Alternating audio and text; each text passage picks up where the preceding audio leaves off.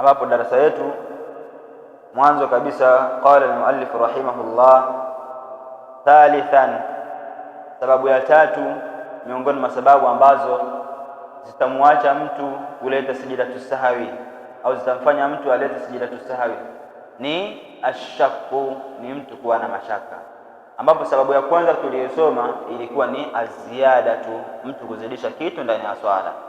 Sababu ya pili ilikuwa ni annaqsu, mtu kupunguza kitu ndani ya swala. Ima mtu anaweza kupunguza wajibu min wajibati swala, au anaweza kupunguza nguzo miongoni mwa nguzo za swala. Sawa, hizo zote tumeshazisoma. Ima sababu ya tatu, na hii ndio sababu ya mwisho katika sababu ambazo zinazomfanya mtu alete sijidatu sahwi, ni pale ambapo mtu atakapokuwa ana mashaka na swala yake. Qala al-muallif rahimahullah, ashakku, shaka maana yake huwa taraddud baina amraini, nako ni kusitasita baina ya mambo mawili. Ayyuhuma alladhi waqa'a, ni lipi kati ya mambo hayo mawili lililotokea? Ni mtu kuwa na kusitasita. Je, mfano katika utiaji wa udhu, je, hivi kweli mimi nimeosha uso mara 3 kweli, au nimeosha mara 2 au nimeosha mara 1? Akawa na sitasita. Sawa, katika swala, hivi kweli mimi niswali rakaa 3 au niswali rakaa 2?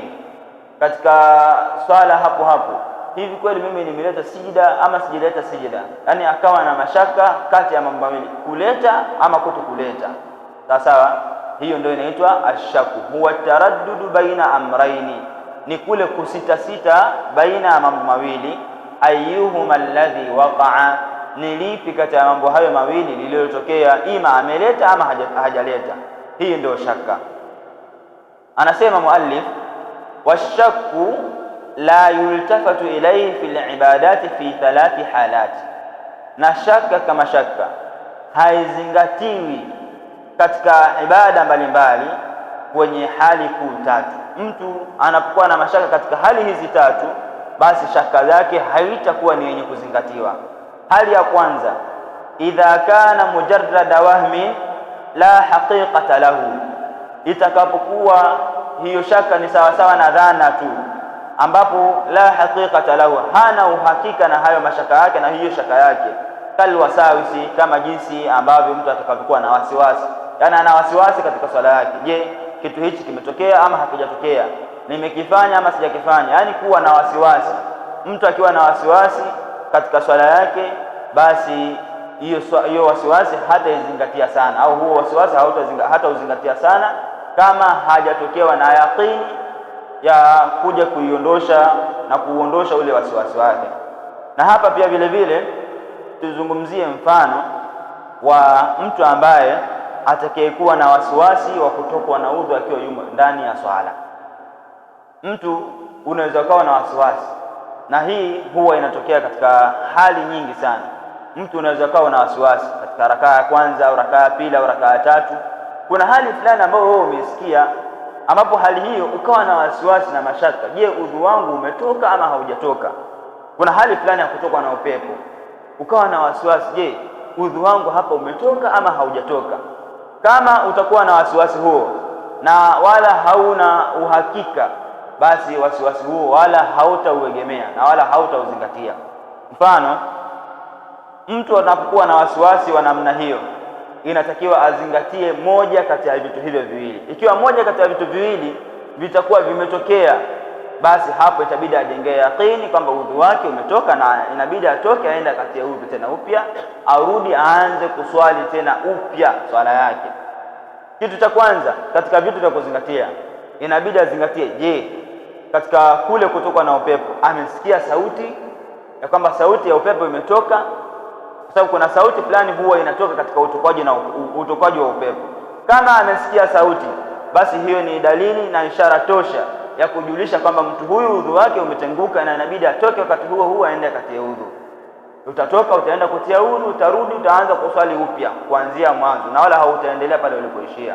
Hata kama ulikuwa upo rakaa ya 4, umetoka na udhu kwa kusikia upepo, umesikia kabisa sauti ya upepo umetoka, basi itabidi utoke uende ukatie udhu, umesikia sauti. Au hali ya pili, kama itatokea umesikia harufu basi wewe hapo hapo moja kwa moja ulikuwa na wasiwasi, lakini kwa kuwa umesikia harufu moja kwa moja itabidi utoke na uwe na yaqeen na imani ya kwamba udhu wako tayari umeshatenguka kwa wakati huo. Toka, nenda katie udhu, urudi uswali tena upya kuanzia mwanzo, sawa sawa.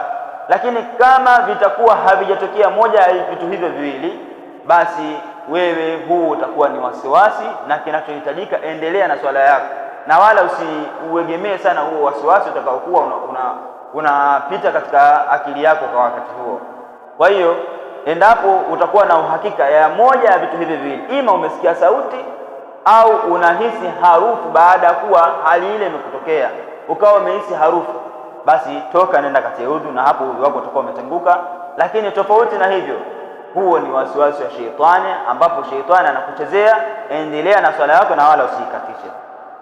Athaniyatu, hali ya pili ambayo wasiwasi au mashaka hayatazingatiwa, idha kathura ma'a shakhsi, itakapokuwa imekithiri kwa mtu ule wasiwasi na mashaka, bihaithu la yaf'alu ibadatan illa hasala lahu fiha shakkun, kiasi ambacho mtu huyo hawezi akafanya ibada yoyote isipokuwa ni lazima mashaka atamtokea tu katika ibada hiyo. Ima katika ibada ya saumu akawa na mashaka na wasiwasi, hivi katika muda fulani au saa 7 ile nilikula sijala, au katika muda fulani mimi yule mtu wakati nazungumza naye nilimtukana sijamtukana, katika vile vitu ambavyo vinatengua saumu, basi ukifahamu ya kwamba hayo ni mashaka, ambapo wewe katika ibada zako zote utakazokuwa unazifanya kuna mashaka ambayo yatakayokuwa yanakupitikia wewe, basi usizingatie hayo mashaka yako. Au katika adhkari ukawa na wasiwasi, hivi kweli nimefanya hii adhkari ninayoifanya hivi sasa ni ya 11 au ni ya 10 au ni ya 9 au ni ya 8, sawa? Ukawa na mashaka, na katika kila ibada utakayokuwa unaifanya ni lazima utatokewa na mashaka, basi ukae ukifahamu hiyo ni hali yako, na wala mashaka hayo hayatakuwa ni yenye kuzingatiwa, bali utakavyojengea wewe yaqini kwamba hii ni mara 10, basi endelea hivyo mara 11, mara 12 mpaka mara 33, kama jinsi ambavyo inavyotakikana. Au utakapojengea yaqini kwamba hichi kitu bana nimekileta, basi endelea na yaqini yako na imani yako. Lakini ikiwa kama utakuwa na mashaka tu ambayo hayana majibu, na wewe ni kawaida yako kuwa na mashaka, basi wala usiyazingatie sana hayo mashaka.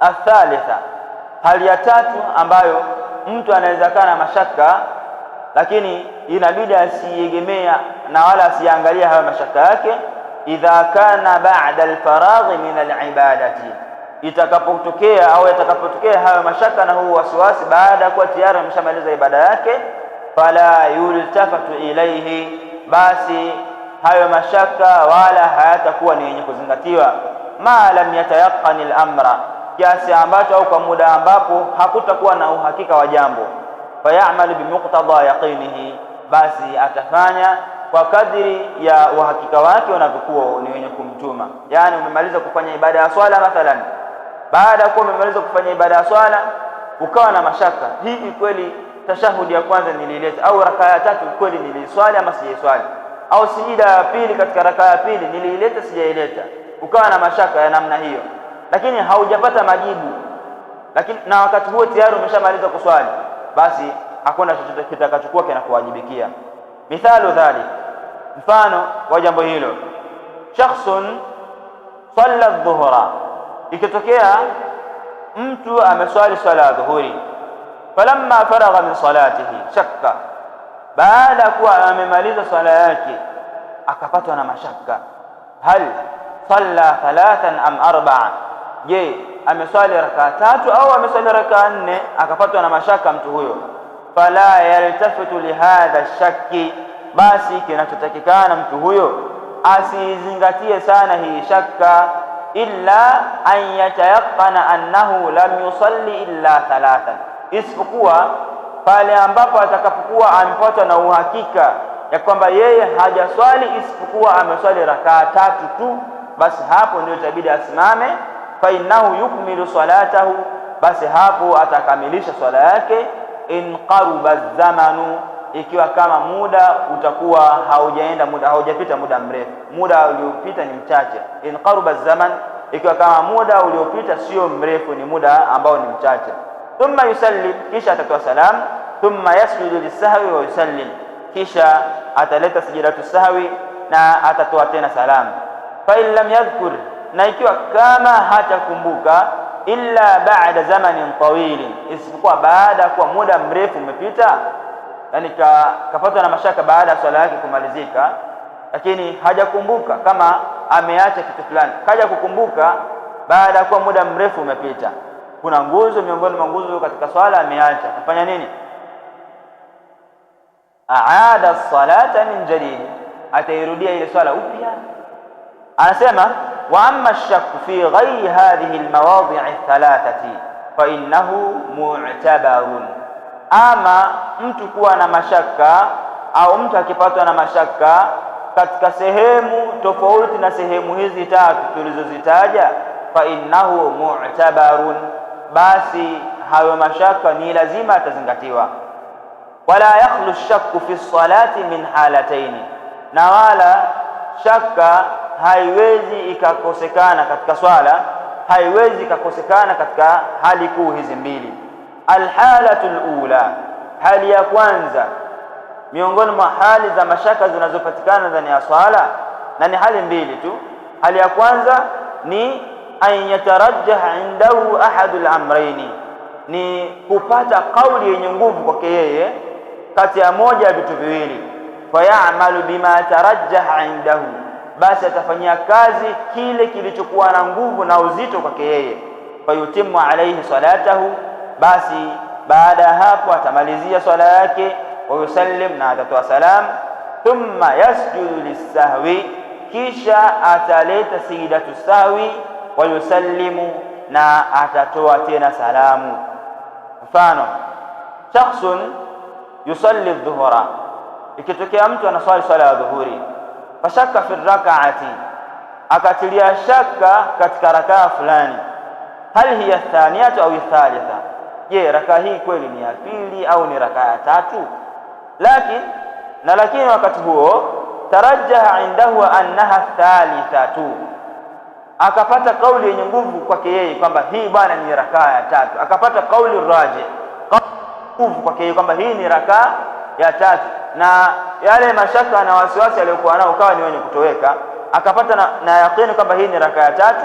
Fa innahu yaj'aluha thalitha, basi wakati huo sasa ataifanya kinachotakikana kwake yeye, ataifanya rakaa hiyo kuwa ni rakaa ya tatu. Fayati ba'daha bi rak'atin wa yusallim, na baada ya rakaa hiyo ya tatu kwenye swala yenye rakaa nne, ataleta baada ya rakaa hiyo rakaa nyingine moja ambayo itakuwa ni rakaa nne, na atatoa salam. Thumma yasjudu lisahwi, kisha ataleta sijidatu sahwi wa yusallim, na atatoa tena salam kama mara nyingine. Dalilu dhalik, dalili ya jambo hilo, ma thabata fi sahihaini, ni yale ambayo yaliyothibiti katika sahihi al-Bukhari pamoja na sahihi al-Muslim wa ghairihima na wengineo, min hadithi Abdullah ibn Mas'ud radhiyallahu anhu, katika hadithi Abdullah ibn Mas'ud radhi za Allah ziwe juu yake, anna an-nabiy sallallahu alayhi wasallam qala, ya kwamba mtume sallallahu alayhi wasallam alisema, idha shakka ahadukum fi salatihi, atakapokuwa na mashaka mmoja wenu katika sala yake, faliyataharra sawaba, basi na atafute usahihi katika mashaka yake. Faliyutimma alayhi, na atimize swala yake kwa ule usahihi atakaokuwa ameupata. Thumma liyusallima, kisha atoe salamu, yani baada ya swala yake, akimaliza swala yake atatoa salamu. Thumma, na baada ya kuwa ametoa salamu, yasjudu sajidataini, ataleta sijida mbili ambapo ni sijidatu sahwi. Hadha lafdhu al-Bukhari, na hii ni lafdhu ya Imamu al-Bukhari, na hii ni hali ya kwanza, ambapo hali hii ya kwanza ni pale ambapo mtu atakuwa na mashaka ya kitu fulani ndani ya swala yake, na akapata kauli raji, kauli yenye nguvu kwake yeye kwamba pamoja na kuwa na mashaka ya jambo hili au mambo haya mawili, jambo lenye uhakika ni jambo hili, sawa, hii bwana ni rakaa ya tatu, sio rakaa ya pili. Kapata uhakika kwamba kwa kuwa rakaa ya kwanza nilisoma sura fulani na sura fulani, rakaa ya pili nikasoma sura fulani na sura fulani, hii bwana ni rakaa ya tatu, akapata uhakika hivi. Au rakaa ya kwanza nilifanya kitu fulani, raka ya pili wakati wa kusujudu nilifanya hivi, hii bwana ni raka ya tatu, akapata yaqeen na uhakika kwamba raka ile anayoswali ni raka ya tatu, basi wakati huo atamalizia swala yake na itabidi alete sijidatu sahwi baada ya salam. Na hapa wengi waga tunajisahau. Mtu anaweza kaa na mashaka na katika swala yake, ameleta raka mbili au raka tatu, au ameleta kitu fulani au hajakileta katika swala yake,